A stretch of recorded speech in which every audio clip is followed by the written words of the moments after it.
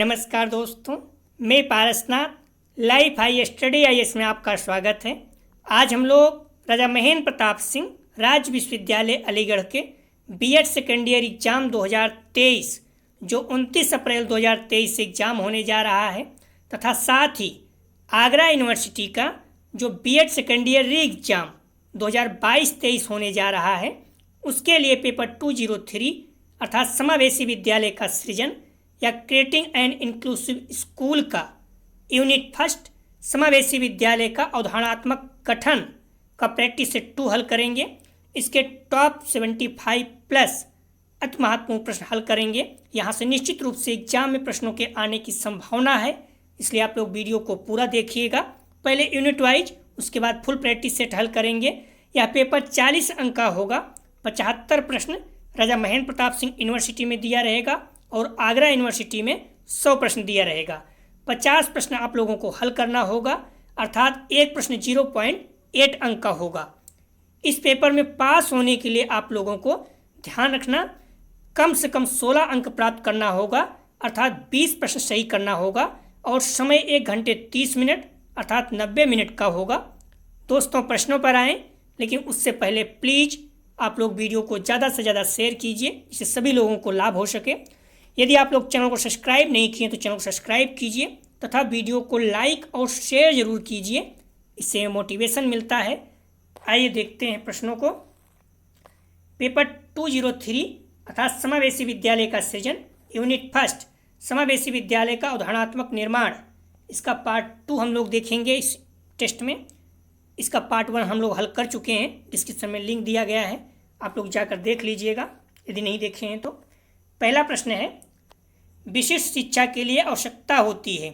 ए डॉक्टरों की, बी मनोवैज्ञानिकों की, सी विशिष्ट शिक्षकों की, डी उपयुक्त सभी की। तो विशिष्ट शिक्षा के लिए आवश्यकता होती है, इसका सही जवाब हो जाएगा डी, सभी की। डॉक्टरों की, मनोवैज्ञानिकों की और विशिष्ट शिक्षकों की, सभी की। ध्यान रखना, अगर इसमें तीनों में सबसे बेस्ट ऑप्शन कोई एक पूछता तो सबसे बेस्ट ऑप्शन विशिष्ट शिक्षक है, लेकिन अगर सभी दिया है तो सभी होगा। आप लोग कंफ्यूज नहीं होना, ठीक है। हम लोग पीछे हल कर चुके हैं। मॉडल पेपर में देखोगे सी दिया गया है, जो कि गलत है, ठीक है। तो इसका सही जवाब हो जाएगा डी। आप कंफ्यूज नहीं होना, डी इसका सही जवाब है। अगला प्रश्न है, विकृत लिखावट से संबंधित लिखने की योग्यता में कमी किसका एक लक्षण है। ए डिस्ग्राफिया, बी डिस्पेक्सिया, सी डिस्कैल्कुलिया, डी डिसलेक्सिया। तो विकृत लिखावट से संबंधित लिखने की योग्यता में कमी किसका एक लक्षण है। सही जवाब हो जाएगा इसका ए, डिस्ग्राफिया। डिस्ग्राफिया जो है ये, यदि आप लिखने की समस्या है तो उसे डिस्ग्राफिया कहते हैं। गणनी संबंधी मतलब गणना संबंधी समस्या है तो डिस्कैल्कुलिया, ठीक है। और पढ़ने समस्या है डिसलेक्सिया, ठीक है। तो इस तरह तीनों पॉइंट मोस्ट इंपॉर्टेंट है, आप लोग ध्यान रखना, ठीक है। अगर लिखने संबंधी प्रॉब्लम है तो डिस्ग्राफिया मैंने लिख दिया है, आप लोग देख लीजिएगा। डिसलेक्सिया पढ़ने की समस्या, डिस्ग्राफिया लिखने की समस्या, डिस्कैल्कुलिया गणितीय समस्या, डिस्मॉर्फिया भ्रम की समस्या, डिस्फेसिया बोलने की समस्या, अफेजिया भाषा से संबंधित अक्षमता, डिस्प्लेक्सिया शारीरिक कौशल संबंधित विकार, डिस्थेमिया तनाव से संबंधित समस्या, ऑटिज्म सामाजिक अंतःक्रिया क्षमता, डिसआरियोग्राफिया वर्तनी संबंधी विकार। अगला प्रश्न है, एक बच्चा जो डॉट से ग्रस्त है वह शा एवं वाज अथवा न्यूक्लियर एवं अनक्लियर में अंतर नहीं कर सकता। ए डिसलेक्सिया, बी डिस्कैल्कुलिया, सी डिस्ग्राफिया, डी शब्द जबलिंग विकार। ध्यान रखना, इसका सही जवाब हो जाएगा ए डिसलेक्सिया। एक बच्चा जो डिसलेक्सिया से ग्रस्त है तो वह सा और वाज अथवा न्यूक्लियर और अनक्लियर में अंतर नहीं कर पाएगा। क्लियर हो गया, ए इसका सही जवाब है। वर्टलेर ने सृजनात्मकता का दूसरा नाम बताया। वर्टलेर ने सृजनात्मकता का दूसरा नाम क्या बताया। तो इसका सही जवाब हो जाएगा बी, चिंतन बताया है। अगला प्रश्न है, सृजनात्मकता के लिए मौलिक व लचीला चिंतन आवश्यक है, यह कथन किसका है। सही जवाब हो जाएगा इसका सी, एंडरसन का। अगला प्रश्न है, सृजनात्मकता में साहसिक चिंतन का तात्पर्य है। ए मुख्य धारा से हटकर सोचना, बी सांचे को तोड़कर बाहर आना, सी अलग अलग नए अनुभव प्राप्त करना, डी उपयुक्त सभी। सही जवाब हो जाएगा डी, तीनों। अगला प्रश्न है, मस्तिष्क उद्दीलन को कितनी अवस्थाओं से गुजरना पड़ता है? ए 6, बी 5, सी 4, डी 7। सही जवाब हो जाएगा ए 6। मस्तिष्क उद्दीलन विधि ध्यान रखना एलेक्सेयफ और शंबोर्न द्वारा विकसित की गई है। अगला प्रश्न है, सृजनात्मक भाग का कार्य कौन सा होता है? ए नए विचार प्रस्तुत करना, बी समस्याओं का समाधान खोजना, सी ए बी दोनों, डी इनमें से कोई नहीं। सही जवाब हो जाएगा सी दोनों। अगला प्रश्न है, बुद्धिलब्धांश समानता रूप से शैक्षणिक निष्पादन से संबंधित होते हैं। एक कम से कम, बी पूर्ण, सी उच्च, डी मध्य। सही जवाब हो जाएगा सी। बुद्धिलब्धांश समानता उच्च रूप से शैक्षिक निष्पादन से संबंधित होते हैं। अगला प्रश्न है, अपंगता का कारण नहीं है, महत्वपूर्ण है। ए बीमारी, बी जन्मजात अनियमितता, सी मनोरंजन, डी दुर्घटना। तो अपंगता का कारण इसमें से कौन सा नहीं है? सी मनोरंजन। बाकी बीमारी, दुर्घटना, जन्मजात ये तीनों हैं। अगला प्रश्न है, निम्नलिखित में से कौन सा सूक्ष्म गति कौशल का उदाहरण है? ए चढ़ना, बी फुदकना, सी दौड़ना, डी लिखना। सही जवाब हो जाएगा डी लिखना। अगला प्रश्न है, निम्नलिखित में से कौन सी विशिष्ट अधिगम विकलांगता है? ए मानसिक मंदता, B attention deficit hyper disorder, C dyslexia, D autism. सही जवाब हो जाएगा सी डिसलेक्सिया। ये क्या है? अधिगम विकलांगता का कारण है।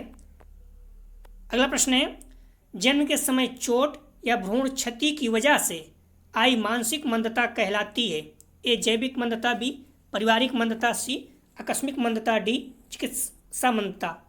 सही जवाब हो जाएगा इसका ए जैविक मंदता। जन्म के समय चोट या भ्रूण की क्षति से आई मानसिक मंदता जैविक मंदता कहलाती है।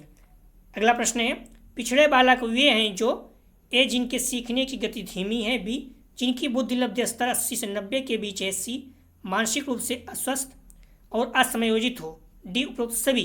तो पिछड़े बालक वे हैं, सही जवाब हो जाएगा डी तीनों।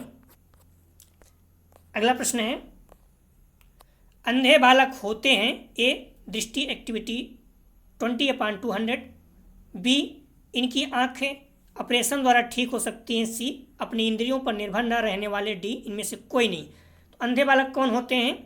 सही जवाब हो जाएगा ए दृष्टि एक्टिविटी 2/200 होती है।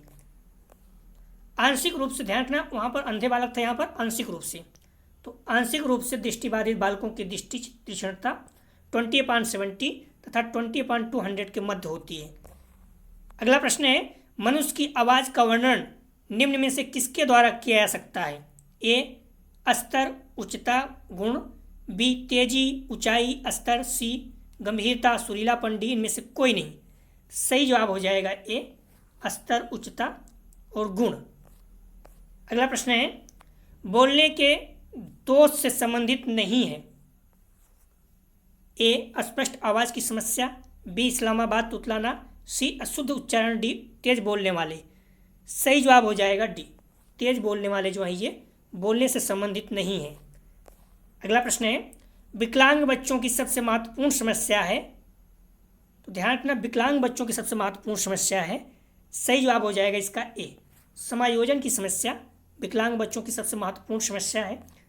अगला प्रश्न है, इनमें से अधिगम अशक्तता वाले बच्चों की एक विशेषता कौन सी है?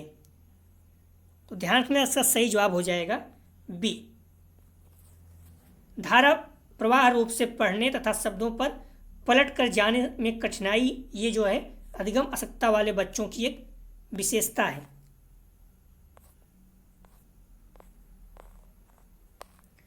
अगला प्रश्न है, त्वरित उपागम उपयोगी है? ए प्रतिभाशाली बालकों के लिए, बी पिछड़े बालकों के लिए, सी सामान्य बालकों के लिए, डी उपरोक्त सभी। सही जवाब हो जाएगा इसका त्वरित उपागम उपयोगी है ए प्रतिभाशाली बालकों के लिए। अगला प्रश्न है, हस्तशिल्प की शिक्षा दी जानी चाहिए? सामान्य बालक, बी प्रतिभाशाली बालक, सी मंद बुद्धि बालक, डी पिछड़े बालक। तो हस्तशिल्प शिक्षा दी जानी चाहिए। सही जवाब हो जाएगा डी, पिछड़े बालकों को। अगला प्रश्न है, समस्यात्मक बालक कौन से नहीं होते हैं? ए, जो दूसरों का मजाक बनाते हैं। बी, जो अनुशासनहीन होते हैं। सी, जो कक्षा में गंदगी फैलाते हैं। डी, जो समूह में बैठते हैं।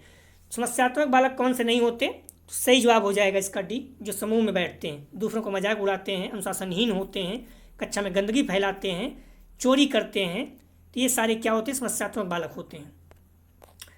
अगला प्रश्न है, झूठ बोलने वाले और नाखून मुंह में लेने वाले बालकों को विशिष्ट बालकों की किस श्रेणी में रखा जा सकता है?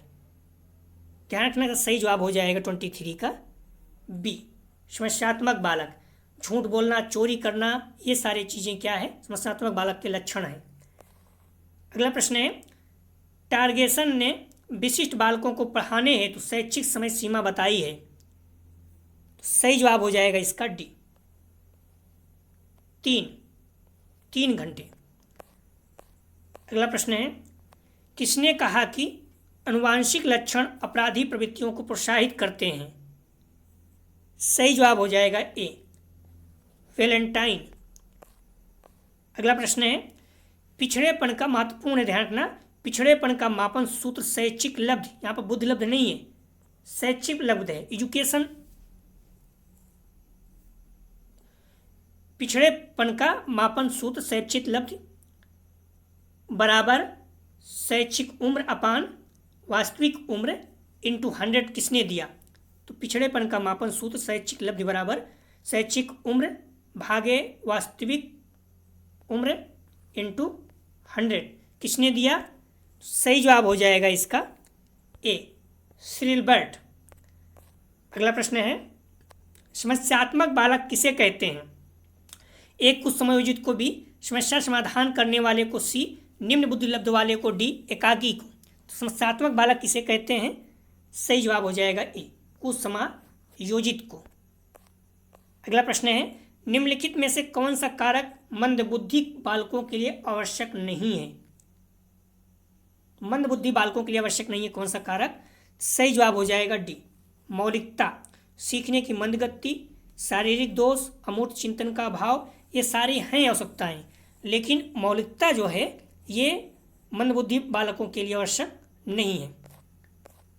अगला प्रश्न है, मानसिक अयोग्यता के विज्ञान को आरंभ करने का श्रेय दिया जाता है किसे? सही जवाब हो जाएगा इसका डी, CWBS। अगला प्रश्न है, मनोस्नायु विकृति का लक्षण है। मनोस्नायु विकृति का लक्षण है ए, भय। बी, चिंता। सी, संघर्ष। डी, उपयुक्त सभी। सही जवाब हो जाएगा डी, भय, चिंता, संघर्ष, तीनों। अगला प्रश्न है, समस्यात्मक बालक है ए, प्रतिभाशाली। बी, विकलांग बालक। सी, मंदबुद्धि बालक। डी, उपयुक्त सभी। सही जवाब हो जाएगा डी, प्रतिभाशाली, विकलांग और मंदबुद्धि बालक सभी जो है समस्यात्मक बालक होते हैं। अगला प्रश्न है, बालकों में अपराध प्रवृत्ति के जन्म के कारण हैं ए, निराशा। बी, नए अनुभवों की इच्छा। सी, असफलता। डी, उपयुक्त सभी। सही जवाब हो जाएगा डी, निराशा, नए अनुभवों की इच्छा, असफलता, तीनों। अगला प्रश्न है, बाल अपराधी होने के मनोवैज्ञानिक कारण हैं ए, मानसिक रोगी। बी, संवेगात्मक असंतुलन। सी, निराशा। डी, उपयुक्त सभी। बाल अपराधी होने के मनोवैज्ञानिक कारण हैं, सही जवाब हो जाएगा डी। ध्यान रखना, मानसिक रोग, संवेगात्मक असंतुलन और निराशा सभी जो है ये बाल अपराधी होने के मनोवैज्ञानिक कारण हैं। अगला प्रश्न है, अधिगम निर्योग्यता ए, एक स्थिर अवस्था है। बी, एक चर अवस्था है। सी, इनमें से कोई नहीं। डी, ए, बी, दोनों। सही जवाब हो जाएगा, ध्यान रखना, अधिगम निर्योग्यता एक चर अवस्था है। बी इसका सही जवाब है। अधिगम निर्योग्यता का तात्पर्य बालक के विकास में मंदित होना अथवा मापदंडों से अधिक समय लगने में से है। विकास में मंदिता की दर के कारण ही बालक बोलने, पढ़ने आदि में कठिनाई का अनुभव करता है। यह एक चर अवस्था है, इस पॉइंट को ध्यान रखना आप लोग। पिछड़े बालक के प्रकार हैं ए, सामान्य बालक। बी, विशिष्ट बालक। सी, ए, बी, दोनों। डी, इनमें से कोई नहीं। सही जवाब हो जाएगा, ध्यान रखना इसका सी ए बी दोनों। पिछड़े बालक में सामान्य और विशिष्ट सभी आते हैं। अगला प्रश्न है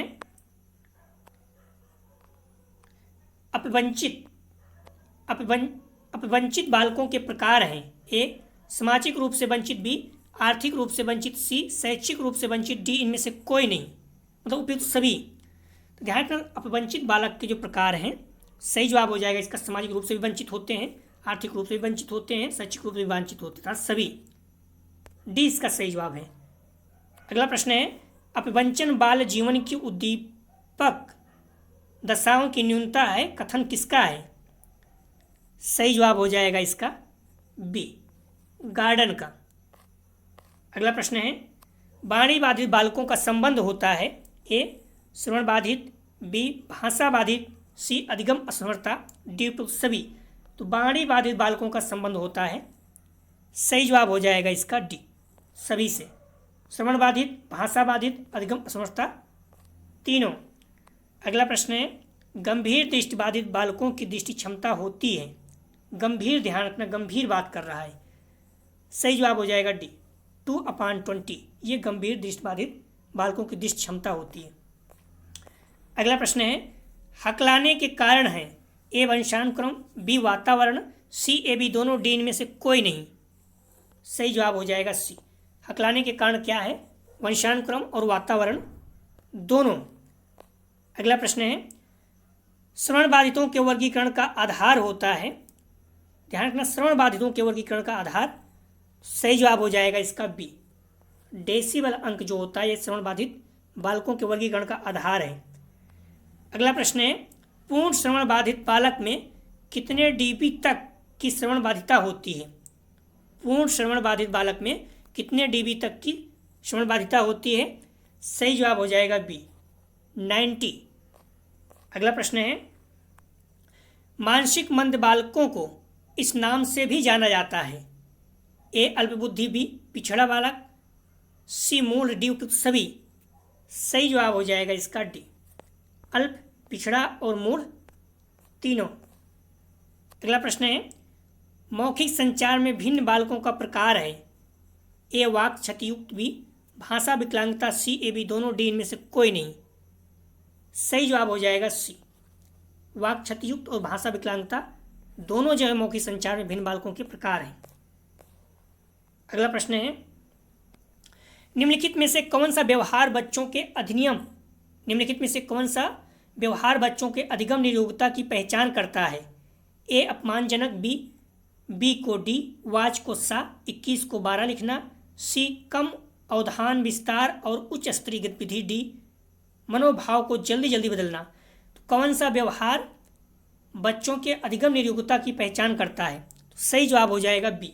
ध्यान रखना बी को डी, वाच को सा, 21 को 12 लिखना, ये अधिगम नियोग्यता को पहचान करता है। अगला प्रश्न है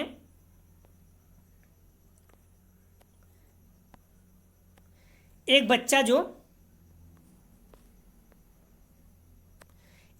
जो आंशिक रूप से देख सकता है, सही जवाब हो जाएगा ध्यान रखना बी। एक बच्चा जो आंशिक रूप से देख सकता है विशेष प्रावधान करते हुए उसे नियमित विद्यालय में रखना चाहिए। अगला प्रश्न है अधिगम नियोग्यता वाले बच्चे, सही जवाब हो जाएगा इसका डी अधिगम के कुछ पक्षों से संघर्ष करते हैं। अधिगम नियोग्यता वाले बच्चे अधिगम के कुछ पक्षों से संघर्ष करते हैं। अगला प्रश्न है अधिगम आसक्ता वाले, सही जवाब हो जाएगा इसका सी अधिगम आसक्ता वाले बच्चों को एक समान दिखाई देने वाले अक्षरों और वर्णों में भ्रम होता है। अगला प्रश्न है बौद्धिक विचलन की गुणात्मक दिशा में 80 या उससे कम बुद्धिलब्ध वाला बालक कहलाता है। ए मानसिक विकलांग, बी क्रियात्मक विकलांग, सी ए बी दोनों, डी इनमें से कोई नहीं। सही जवाब हो जाएगा ए मानसिक विकलांग। अगला प्रश्न है धीमी गति से सीखने वाले बच्चे की समस्या होती है। ए भाषा एवं वाणी की समस्या, बी दृष्टि एवं व्यवहार की समस्या, सी श्रवण प्रत्यक्षीकरण की समस्या, डी सभी। सभी जवाब हो जाएगा डी तीनों। अगला प्रश्न है, अस्थिबाधिता के कारण हैं? ए जन्मजात, बी दुर्घटना, सी बीमारी, डी सभी। तो ध्यान रखना अस्थिबाधिता, इसका कारण हो जाएगा डी, जन्मजात, दुर्घटना और बीमारी तीनों। अगला प्रश्न है, बी.एन. दास के अनुसार वंचित बालकों का लक्षण नहीं है। ध्यान रखना नहीं है, बी.एन. दास के अनुसार। सही जवाब हो जाएगा डी, शैक्षिक जीवन का अपरिपक्व रूप से समापन। ये जो है शैक्षिक जीवन का अपरिपक्व रूप से समापन, ये वंचित बालकों का लक्षण नहीं है बी.एन. दास के अनुसार। ठीक है। अगला प्रश्न है, विकलांग बच्चों की सबसे महत्वपूर्ण समस्या है। विकलांग बच्चों की, सही जवाब हो जाएगा ए, समायोजन की समस्या विकलांग बच्चों की सबसे महत्वपूर्ण समस्या होती है। अगला प्रश्न है, शिक्षा पाने में पूर्णता अयोग्य बालकों की बुद्धिलब्ध होती है। शिक्षा पाने में पूर्णता अयोग्य बालक की बुद्धिलब्ध कितनी होगी? सही जवाब हो जाएगा सी, 0 से 25 के मध्य। अगला प्रश्न है, पोलियोग्रस्त बालक को शारीरिक रूप से विशिष्ट बालकों की किस श्रेणी में रखा गया है? ए संवेगात्मक रूप से विकलांग, बी गति रूप से विकलांग, सी बाहुल विकलांग, डी अन्य सभी। सही जवाब हो जाएगा बी, 55 का सही जवाब है बी, गति रूप से विकलांग। अगला प्रश्न है, जन्मजात शारीरिक विकलांगता का कारक है। ए गुणसूत्रों का असामान्य सहयोग, बी भ्रूण अवस्था में मां के शरीर पर दवाओं का असर, सी मां का एड्स से ग्रसित, डी सभी। तो जन्मजात शारीरिक रूप से विकलांगता का कारक है, सही जवाब हो जाएगा इसका डी, सभी तीनों। अगला प्रश्न है, आंशिक अंधता को जन्म देता है। ए धूल, बी धूप, सी धुआं, डी सभी। सही जवाब हो जाएगा डी, धूल, धूप, धुआं तीनों। अगला प्रश्न है, शारीरिक रूप से अक्षम बालक निम्न में से किस प्रकार के नहीं होते हैं? ए लंगड़े, बी लूले या पोलियोग्रस्त, सी जड़ बुद्धि वाले, डी सभी। तो शारीरिक रूप से अक्षम बोल रहा है, सही जवाब हो जाएगा इसका सी, जड़ बुद्धि वाले जो हैं ये शारीरिक रूप से अक्षम बालक के प्रकार में नहीं आते, बाकी लंगड़े, लूले या पोलियोग्रस्त ये आते हैं। अगला प्रश्न है, बहुबाधिता का मुख्य रूप होता है। ए अस्थायी बाधिता, बी आंशिक बाधिता, सी अस्थायी बाधिता, डी सभी। सही जवाब हो जाएगा डी, बहुबाधिता के मुख्य रूप से अस्थायी या आंशिक, अस्थायी तीनों। इंद्रिय विकलांगों की श्रेणी में आते हैं गूंगे, बहरे, अंधे सभी। सही जवाब हो जाएगा डी, गूंगे, बहरे, अंधे सभी आते हैं। अगला प्रश्न है, विकलांगता के कितने प्रकार होते हैं? तो मुख्य रूप से ध्यान रखना, सही जवाब हो जाएगा ए, विकलांगता के मुख्य रूप से 4 प्रकार होते हैं। अगला प्रश्न है, श्रवण दोष से ग्रसित बच्चों में दोष हो सकता है। कान के अंदर, बी कान के बाहर, सी कान के मध्य, डी तीनों। सही जवाब हो जाएगा डी, तीनों, कान के अंदर, बाहर और मध्य में कहीं भी। अगला प्रश्न है, मानसिक मंदता की परिभाषा सर्वप्रथम किसने दी? सही जवाब हो जाएगा इसका बी, डूल ने। गूगल में ध्यान रखना ग्रासमैन दिखा रहा है, अगर ग्रासमैन रहेगा तो यही सही हो जाएगा। राजा महेंद्र प्रताप सिंह क्या करता है, कुछ गलत रहता है तो उसको सही करके रखता है। अगला प्रश्न है, बालकों एवं किशोरों द्वारा किया गया अपराध जो कानून द्वारा निश्चित आयु के अधीन है बाल अपराध कहलाता है। कथन किसका है? सही जवाब हो जाएगा सी, पेंच का। अगला प्रश्न है, अस्थिबाधित बच्चों की निम्न में से कौन सी विशेषता नहीं है? अस्थिबाधित, ए हकलाना, बी पाँव फिरा, सी मेरुदंड की वक्री होना, डी विकृत नितंब। तो अस्थिबाधित बच्चों की निम्नलिखित में से कौन सी विशेषता नहीं है? ध्यान रखना, ये जो हकलाना है ये नहीं है अस्थिबाधित, हड्डी की समस्या है। अगला प्रश्न है, क्रोध करने वाले बालक कहलाते हैं? ए सामान्य बालक, बी पिछड़ा बालक, सी समस्यात्मक बालक, डी प्रतिभाशाली बालक। सही जवाब हो जाएगा सी, जो क्रोध करने वाले बालक है समस्यात्मक बालक कहते हैं। क्रोध करने वाले, चोरी करने वाले, ये सारे समस्यात्मक बालक हैं। क्रोध करना, झूठ बोलना, चोरी करना, विद्यालय से भाग जाना, गृह कार्य न करके आना, कक्षे में देर से आना, ये सारे क्या है, समस्यात्मक बालक हैं। अगला प्रश्न है, भय अनेक बालकों की झूठी बातों का मूल कारण होता है, या किसने कहा? सही जवाब हो जाएगा सी, स्ट्रेंग ने। अगला प्रश्न है, झूठ बोलने वाले बालक होते हैं, मैं पहले बताया, सही जवाब हो जाएगा सी, समस्यात्मक बालक। अगला प्रश्न है, चोरी करने वाले बालक, सही जवाब हो जाएगा सी, समस्यात्मक बालक होते हैं, चोरी करना, झूठ बोलना। अगला प्रश्न है, जिस बालक की IQ 70 से कम होती है उसको मंदबुद्धि बालक कहते हैं, यह कथन किसका है? सही जवाब हो जाएगा इसका ए, क्रो एवं क्रो का। अगला प्रश्न है, समस्यात्मक बालकों के गुण तथा लक्षण हैं, ए चोरी, बी शारीरिक विकार, सी कार्य न करना, डी सभी। सही जवाब हो जाएगा डी, सभी। समस्यात्मक बालकों के गुण तथा लक्षण चोरी, शारीरिक विकार, कार्य न करना, तीनों हैं। अगला प्रश्न है, लियोनार्ड ने शिक्षण अधिगम स्थितियों में वाणी बाधित बालकों के मुख्य लक्षण कौन कौन से बताए हैं? ए भाषा संबंधी संरक्षण, बी स्वर संबंधी अंगों के संरक्षण, सी प्रत्यक्षीकरण संलग्न का दोष, डी सभी। सही जवाब हो जाएगा डी, तीनों। अगला प्रश्न है, बुद्धि कितने प्रकार की होती है? ध्यान रखना, सही जवाब हो जाएगा इसका डी, मुख्य रूप से जो है फेमस है सबसे ज़्यादा, बुद्धि 8 प्रकार की होती है। अगला प्रश्न है, मानसिक रूप से बाधित बालकों को कितने श्रेणियों में बांटा गया है? ए सामान्य से कम बुद्धि क्षमता, बी अधिगम में पिछड़ापन, सी मानसिक अपंगता, डी उपयुक्त सभी। सही जवाब हो जाएगा डी, उपयुक्त सभी, तीनों हैं। ध्यान रखना, लगभग 81 क्वेश्चन है, तो आप लोग पूरे प्रश्न को देखिएगा और वीडियो ज़्यादा शेयर कीजिए। हमारी रिक्वेस्ट है, कॉलेज ग्रुप दोस्त यार जो भी हैं आपके, क्योंकि अगर ज़्यादा व्यू आता तभी अच्छा लगता है। मानसिक स्वास्थ्य को प्रभावित करने वाले घटक हैं, ए वंशानुक्रम, बी वातावरण, सी ए बी दोनों, डी इनमें से कोई नहीं। सही जवाब हो जाएगा सी, दोनों। अगला प्रश्न है, दृष्टिबाधित बालकों का व्यवहार किस तरह का होता है? ए झगड़ालू, बी जिद्दी, सी भावुक, डी उपयुक्त सभी। सही जवाब हो जाएगा डी, झगड़ालू, जिद्दी और भावुक सभी जो होते हैं। अगला प्रश्न है, वाणी दोष बालकों की संख्या कितने प्रतिशत होती है? वाणी दोष बालकों की संख्या कितने प्रतिशत होती है? तो डी 5 से 10% कहीं दिखेगा, 5 से 8% कहीं दिखेगा, दोनों सही है, जो भी रहेगा आप देख लीजिएगा। अगला प्रश्न है, विशिष्ट बाधाओं के मुख्य कारण कौन कौन से हो सकते हैं?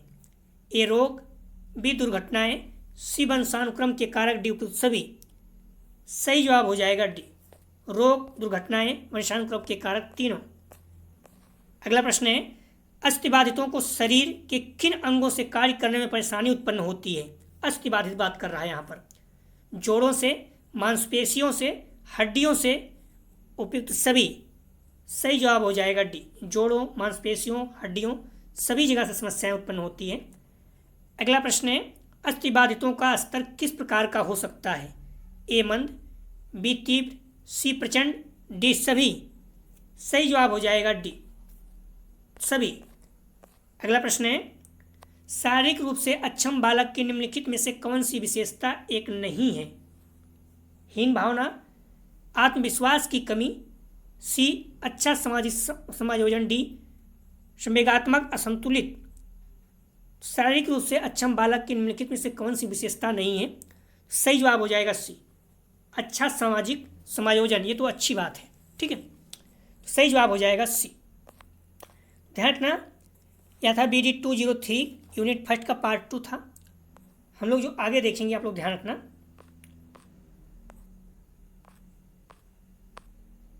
BD 203 अर्थात समावेशी विद्यालय का सृजन, इसका यूनिट 2 विशिष्ट आवश्यकता वाले कारकों की अवधारणात्मक रूपरेखा। तो आप लोग बुक और मॉडल पेपर से अच्छे से पढ़ें, तैयार करके टेस्ट दिया करें, देखें कि आपको कितना सही हो रहा है, क्या आपका मतलब लेवल है। अगर प्रॉब्लम है तो दोबारा उसको बार बार पढ़ें, किसी भी चीज़ को बार बार पढ़ें, अपने आप तैयार हो जाएगा, ठीक है। और बुक और मॉडल पेपर थोड़ा टाइम है, इतना हो सके बुक जरूर पढ़ें, क्योंकि कंसेप्ट क्लियर रहता है तो अस्थायी रहता है, रटेंगे तो आप लोग भूल जाएंगे।